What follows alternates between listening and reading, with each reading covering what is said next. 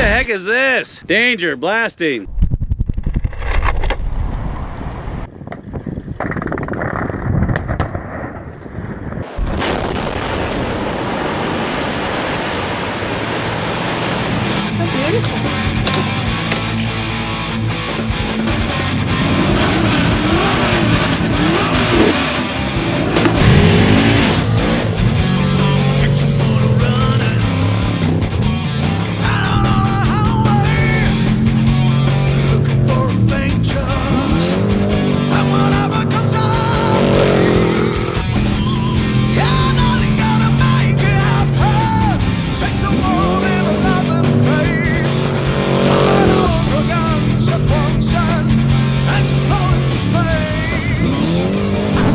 Wow, how gorgeous is that? You wouldn't think we're out in the middle of the desert, but we are. Just add a little bit of water, actually a lot of water, and the desert transforms into this beautiful oasis. You wouldn't even think we're in the desert, but we are. And that's why this place is so beautiful. Beautiful, so beautiful.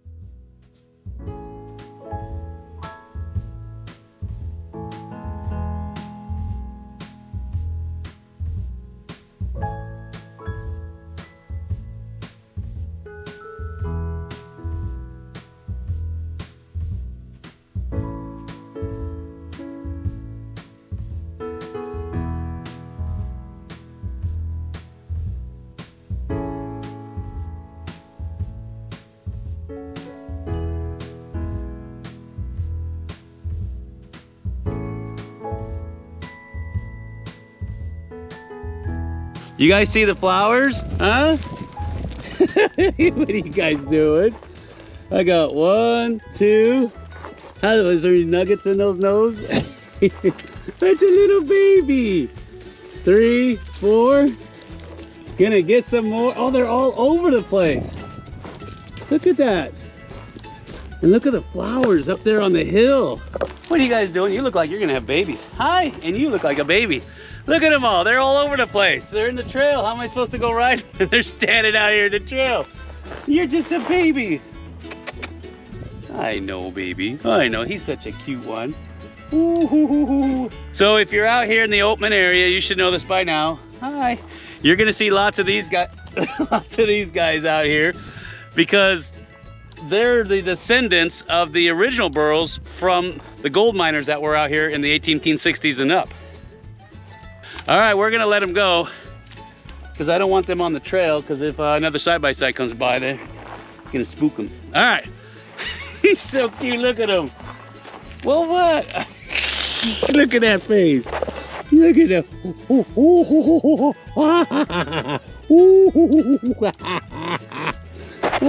That must be the mother right there. What? Oh, I'm taking you home.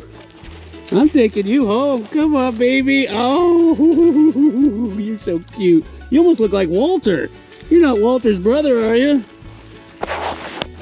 You're such a pretty baby. Look at you. You're such a baby. Oh, are you going to eat my finger? Huh? Ah. Yeah. He says, I want loving too, baby. I want some loving too. They're all over the place. Look at that. He's such a baby. Oh, you're so pretty. He says, are you feeding us or not? No, I'm not going to feed you. But I'll give you some loving. I'll give you some loving. You're just a baby. Look how big those ears are. Holy cow. You look just like Walter when he was a baby. Huh?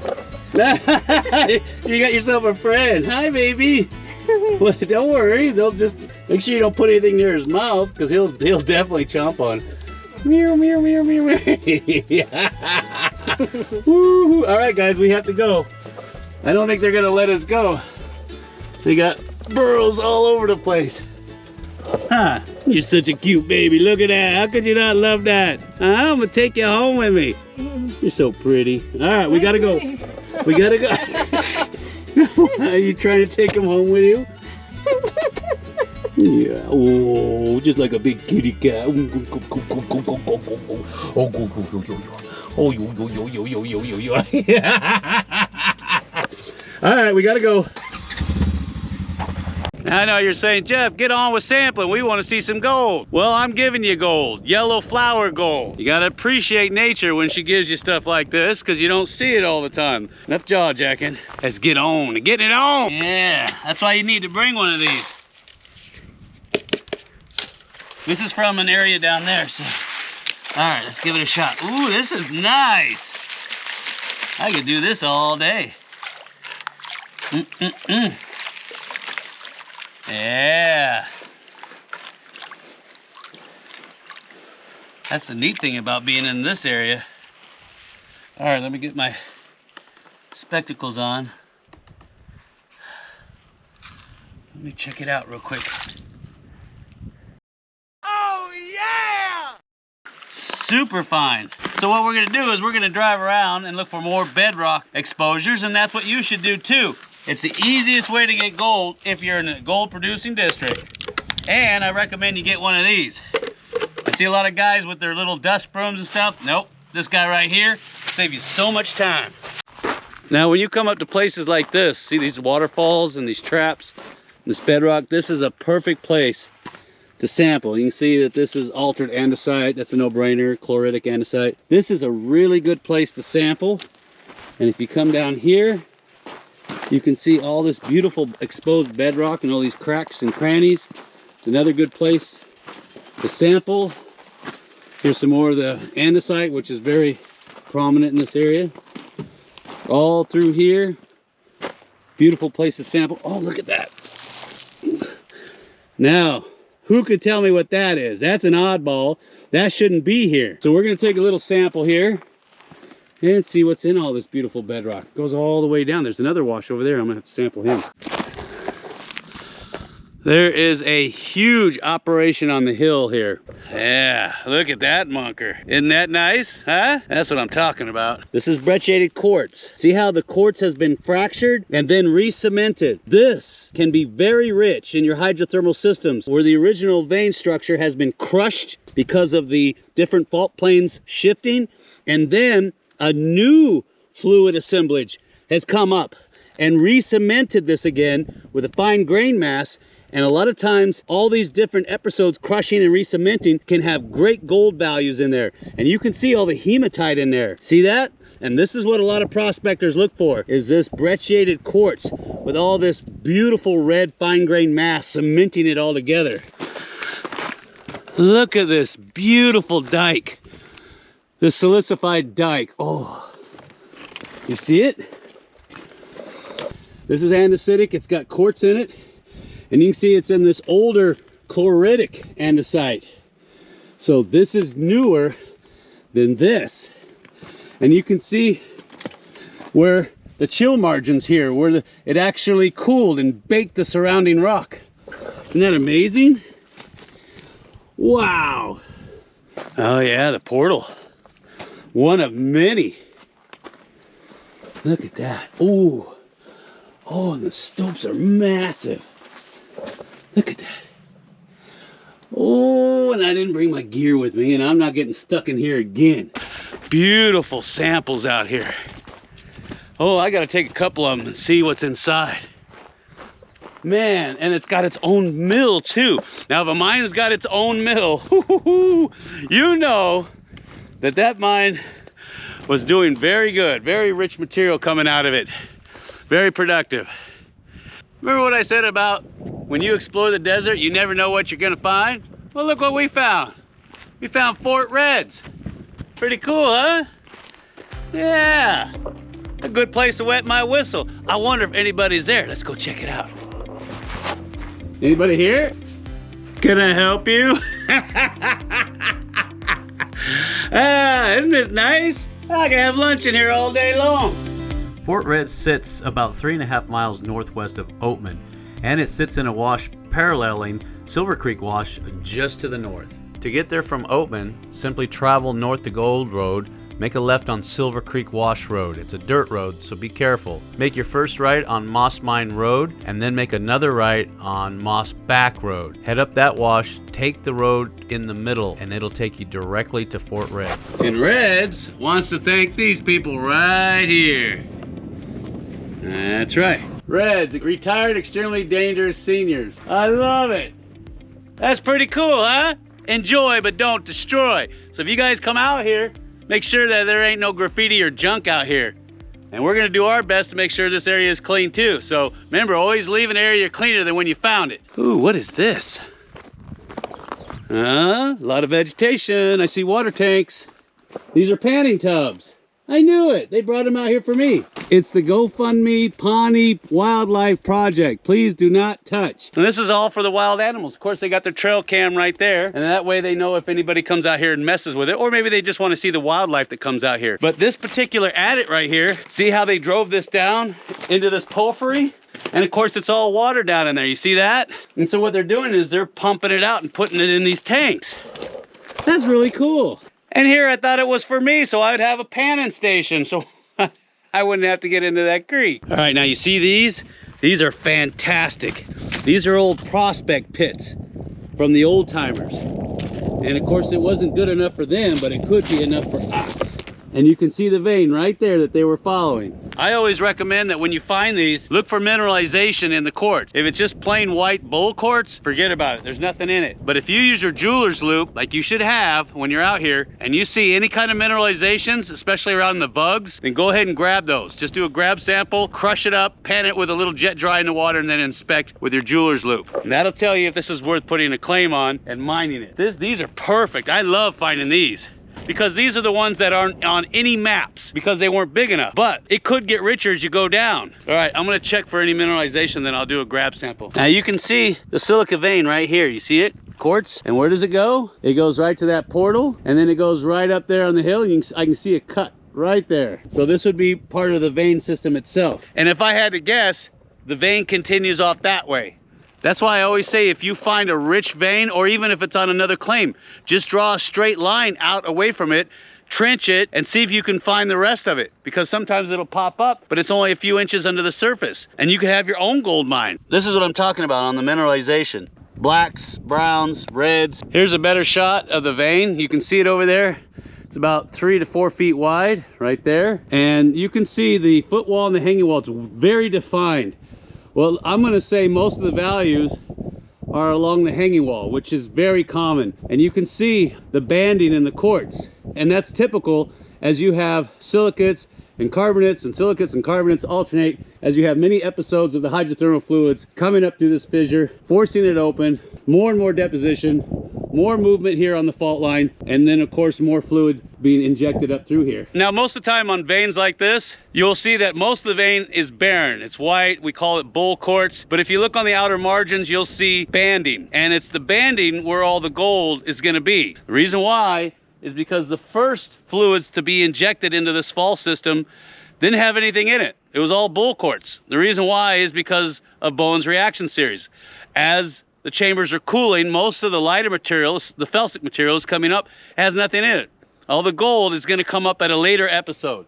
So you look for the banding on the outer edges of these structures. And in all my years of chasing these hydrothermal systems, most of the values are always gonna be in the hanging wall. See the road right here, this dirt road? And look at this. If you didn't know what you were doing, this is pretty much gonna be it for you right here.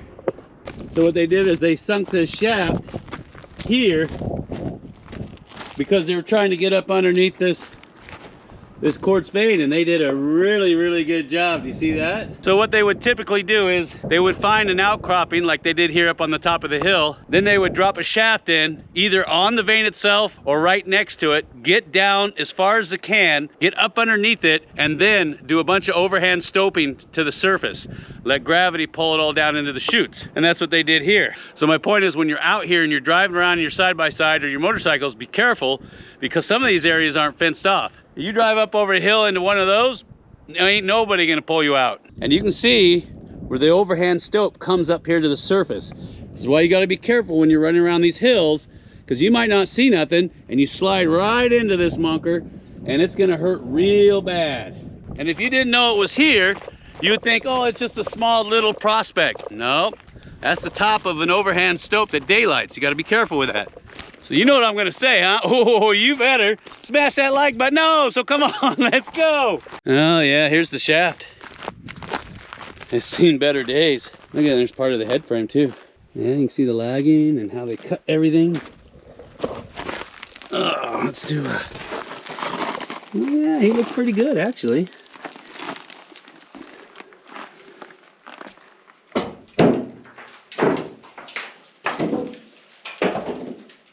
Yeah, he's got some depth to him. Oh yeah, look at that. Ooh, that looks real good. Nice. Well, it's in great shape. You go down there, no problem. Nice timber. Wow, look at this cut. Let's see if you guys out there can determine exactly what structure they're chasing, okay? Wow, look at this huge cut on the side of this. Oh, and there's bighorn sheep up there, see them? Way up there on the top. There they are. I think there's 1, 2, 3, 4, 5, 6. I can tell right away what they were following just by looking at this thing. All right, we're gonna get a closer look. There, can you see it? Do you see this huge chloritic andesitic dike right here? That is what they were chasing. This guy right here. And they took down the rest of the mountain to get to it. Look at these chill margins. Look at this, I want to show you these chill margins. See this? See this black line? This is part of the chill margin. It came up really, really fast. It didn't have a lot of time to cook the surrounding host rock. But you have this beautiful looking rhyolite here, and then you have this green chloritic andesite here. You can see the chill margin right there, you see it? And right here, you have a xenolith, which was caught up in this material. As it was coming up, it brought it with it. It is fine grained, but I can see a lot of plagioclase feldspar in there. The Daisy Mine was started in 1984 when gold prices started to rise. Huge amounts of labor and money were invested in removing millions of metric tons of rock, which was the overburden necessary to be removed in order to gain access to this particular vein structure. This mine was classified as a low-grade, high-tonnage strip mine. Evidence of weathering and oxidation can be seen in the vein structure as you travel further up the face. The vein itself has a 75 to 80 degree dip, dipping to the northwest, which is typical of vein structures in this area, and has produced over 240,000 ounces of gold. The mine was shut down in the late 80s due to the price of gold falling below the threshold of $800 an ounce. If you look carefully at the very top, you will see a family of bighorn sheep that seem to defy the laws of gravity as they maneuver around the top of this vein structure.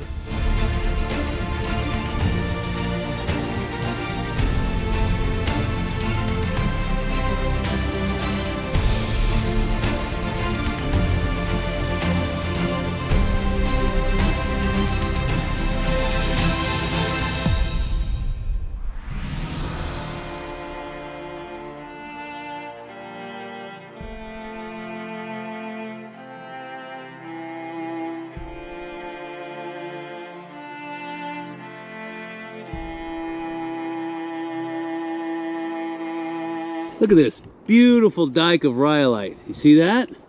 And the host rock that it was in, which was softer and older, has weathered away, leaving this guy exposed.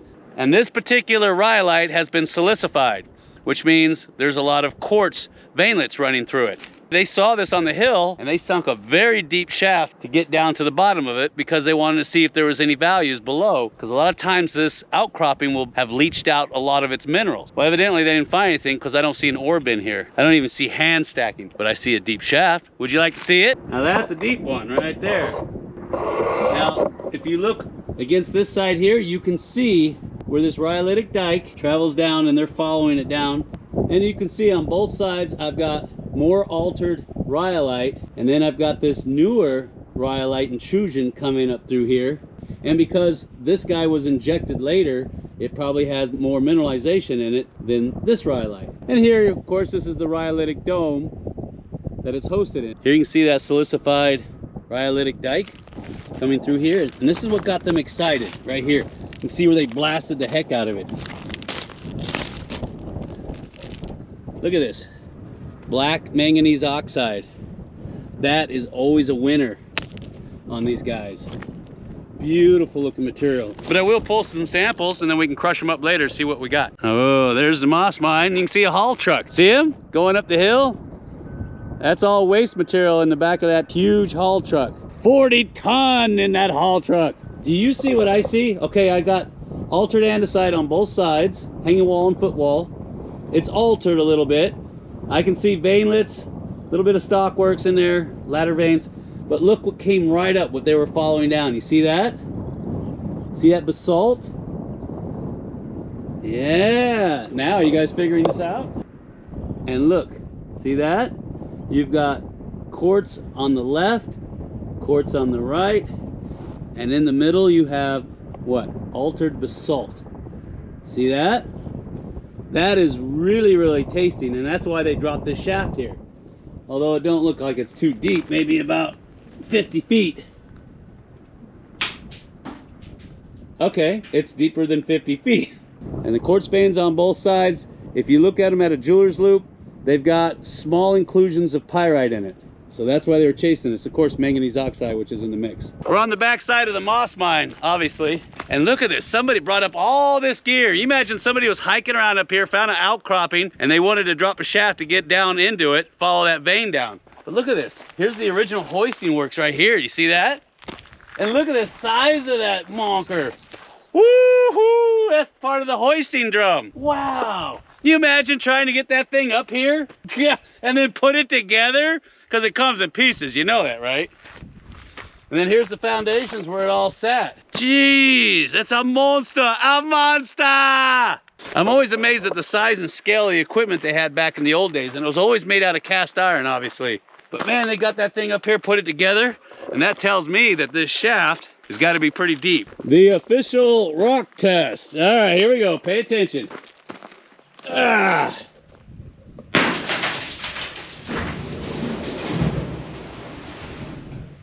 Ooh, it's deep, but there's water down there. And that's no big surprise. A lot of these mines have water in them. The reason that is because obviously the water table is really shallow here.